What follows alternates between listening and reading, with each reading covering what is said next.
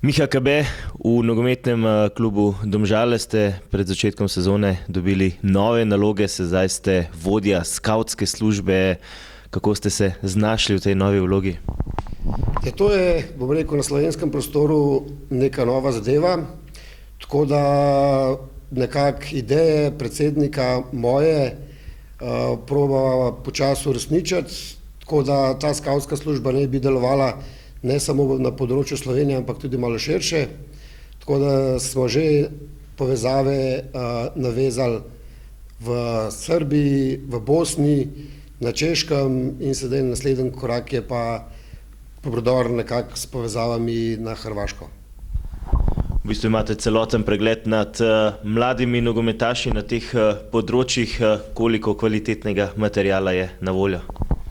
Ja, v Sloveniji moram reči, da nam je cilj, da pripeljemo pri generacijah U13, U14 top 5 igralcev v Sloveniji. Seveda vseh ne moramo pripeljati, ampak tisti, ki bo prišel v nogometni klub Domžale, bo načeloma med 5 najbolj talentiranimi igralci v Sloveniji. Kar se pa tujine tiče, je pa jasno, da če bomo pripeljali oziroma ko bomo pripeljali mladega igralca, bo pa vrhunskega talenta. Kakšna je konkurenca na tem področju, koliko ostali slovenski klubi delajo na tem? Ja, kar se tega tiče, kolikor jaz poznam, ima Maribor profesionalno zaposlenega skavta, ki, bom rekel, predvsem bazira na ljubljanskih klubih, saj so v zadnjih 2-3 letih največ mladih igralcev pripeljali prav iz ljubljanskih klubov. Drugače pa, kolikor jaz poznam, imajo Slovenijo še kar dobro pokrito v nogometnem klubu Koper. Za ostale klube pa težko rečem, da imajo to skavtsko službo, bom rekel, vsaj približno razvito.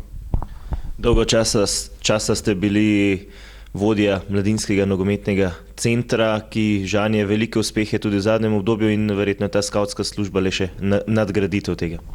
Ja, ta skavtska služba ne bi bila še nadgraditev oziroma še dodaten kamenček v kvalitetnem razvoju nogometne šole Domžale. In jaz mislim, da se bo v letu, dveh tudi to zelo dobro poznalo. Pred kratkim ste, tako kot vaš kolega Darko Birjukov, naredili tudi UEFA Pro licenco na seminarju v Švici. Kakšni so vaši občutki z tega seminarja? Moram reči, ja, da od 1. do 4. oktobra smo imeli zaključno šolanje v Neonu na UEFA-inem centru in lahko rečem, da sem bil celo fasciniran nad vso organizacijo UEFA. Sicer vedel sem že prej, da je to organizacija, ki je na top level nivoju, ampak nisem si pa predstavljal, da je pa res tako dobro organizirana zadeva, kjer tudi vejca ne fali. Imeli smo 4-dnevni seminar oziroma šolanje, kjer smo od 7:30 zjutraj do 11 zvečer imeli sprogramirano, tudi časa ni bilo veliko za premore, tako da smo lahko šele po 11. uri si malo oddahnili. Kaj pa sama strokovna plat seminarja? Kakor je organizacijsko bila zadeva zorganizirana na najvišjem nivoju, tako je bila tudi strokovna plat šolanja tudi na top level varianti. Bili so predavatelji iz različnih področji.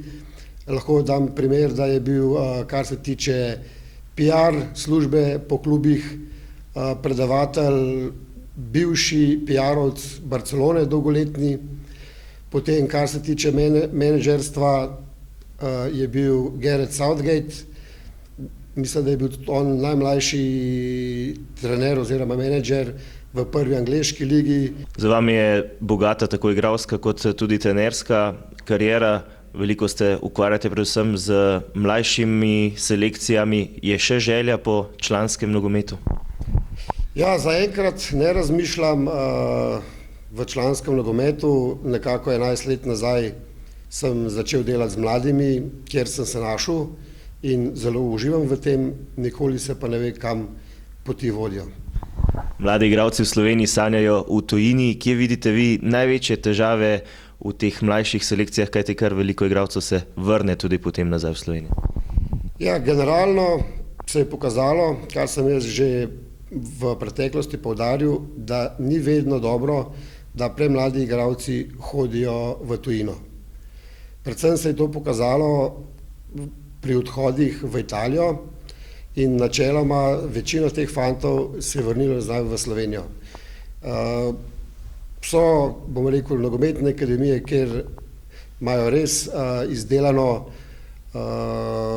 in strokovno plat razvoja nogometaša in psihološko in osebnostno, in kar se šole tiče, in načeloma iz takih akademij se mladi fante, ki grejo v tujino, ne vračajo.